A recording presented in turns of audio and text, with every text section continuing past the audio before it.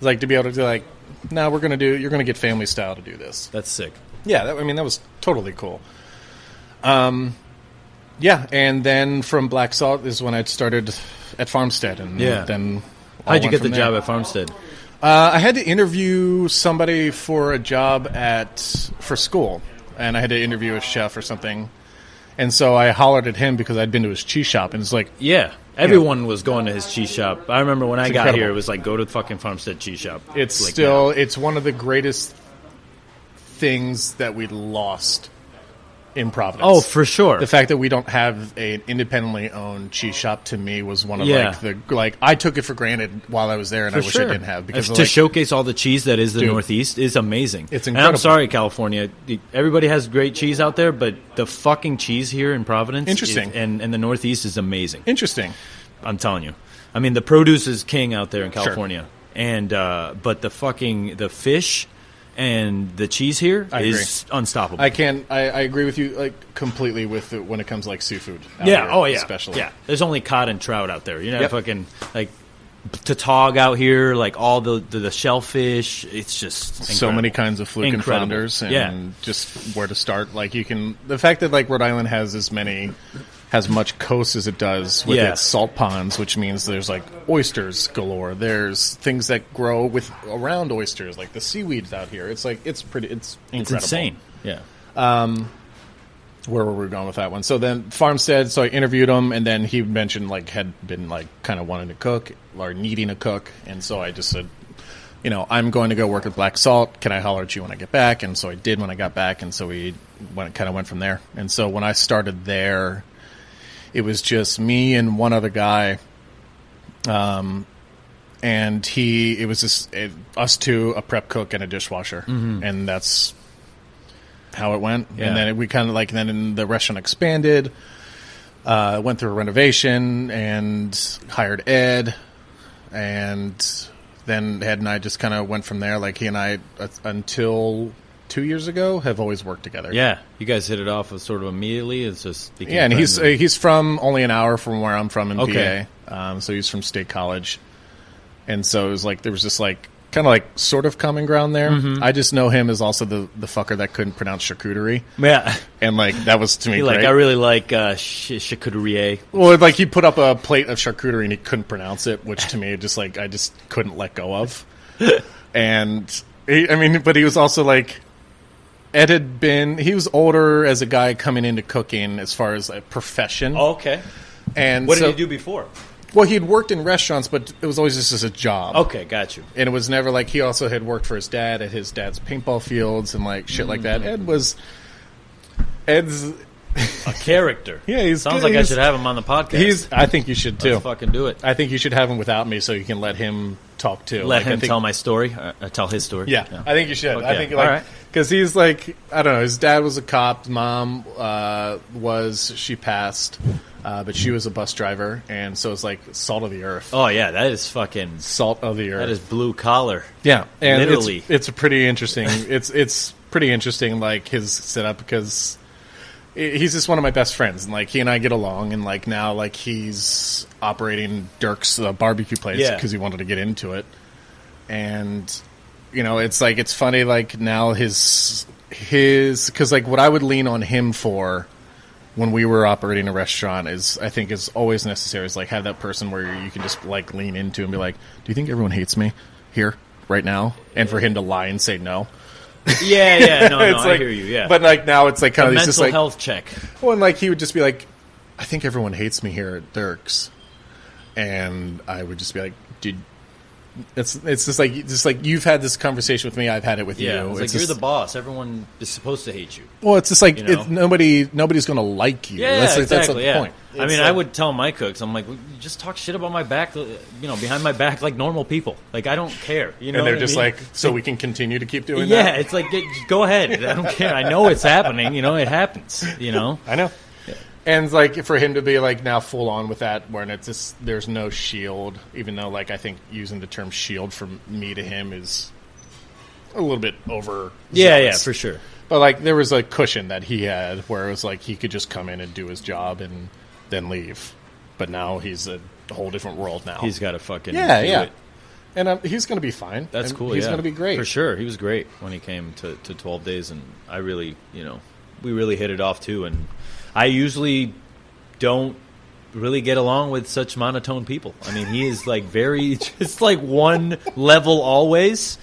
And I, as a person who's like, I like 100% of somebody, I didn't feel like I wasn't getting 100% from him. You know what I mean? Like, I never was like, oh, he's not being himself. It's like, no, he's being himself. He just talks like that. That's fine. Like, you know what I mean? It's like, I remember having that conversation on the way in. I was like, I wonder if he's having a good time. It's like, he probably is. I don't know. But, hey, whatever. I think ever since, like, when he asked for cigs at Meadow, when they brought him, like, a tray of selection of cigarettes to him, I think, like, he was good. That is amazing. I didn't know they did that. They did that, I think, like a lint roller, too, where there's just kind of like, would you like one of these? And he was like, of course, that asshole would get room service. That is fucking awesome. Oh, my God. So you get the farmstead, you're working with him, and sort of Chef Jennings is coming into his own at this time. He's opening cheese shops and, different places. Yeah. So what sort of happened there? You become sous chef. Yeah, and it was just like it came to an end. It wasn't the greatest of endings. It wasn't, never is. No, never is. That's why I guess the nice way I put it was just like I was there too long. Yeah, for sure. And that's something that I learned when going back to earlier talking about it. Like, that's something I learned going forward with any cooks that I have that are super young, which is like in Providence, your cooks are always young. Oh, yeah. Always young. And just like you need to have a self-check with where you are in their career, because a lot, like, we're a stepping stone. We get like fuckers like you who are like going to do great things, but they're not there yet. Yeah, exactly. And so they're not going to take that step from college to Meadowwood. Exactly. There's going to be... And you shouldn't. No, I agree. No one should ever.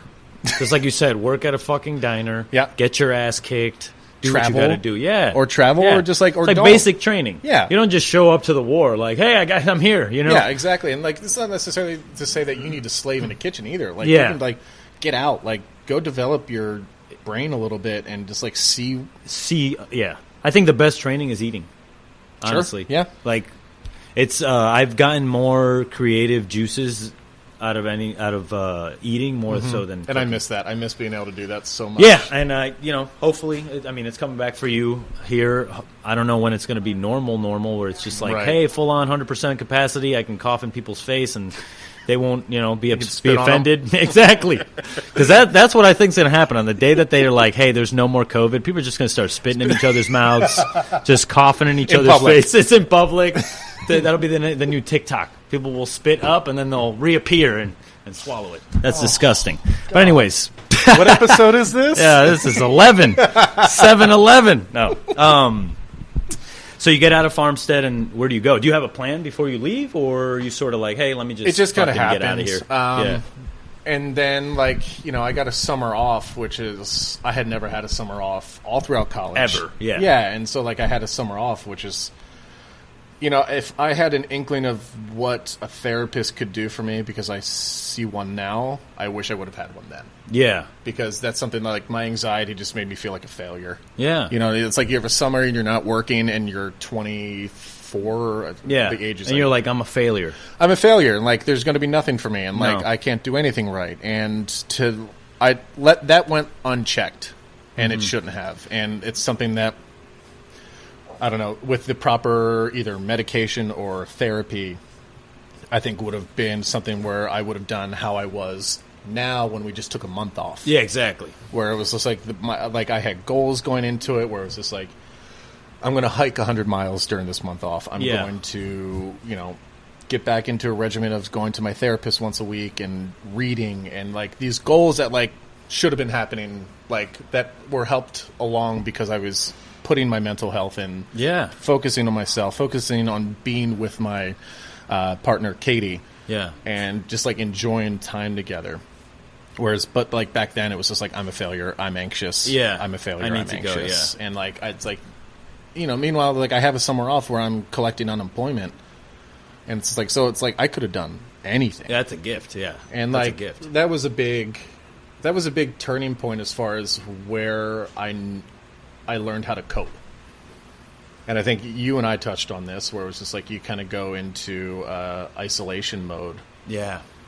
Where you rely on something toxic to be able to get through it. And toxic meaning work. Yep. And work life and work to life ratio. Yeah. But like, if it weren't for that though, so after Farmstead, there was that summer, then I took a job at a place called the Dorrance, which is right down the street from here, which was in this old bank that's just ornate and grand and really, really cool. What were you? I was like executive chef there with the idea of it being sort of like a consultancy. And that's basically what it was, but I ended up, and like Ed came with me as well. And we had a great kitchen crew there. But it's also a restaurant that's bigger than 11 Madison Park in Providence.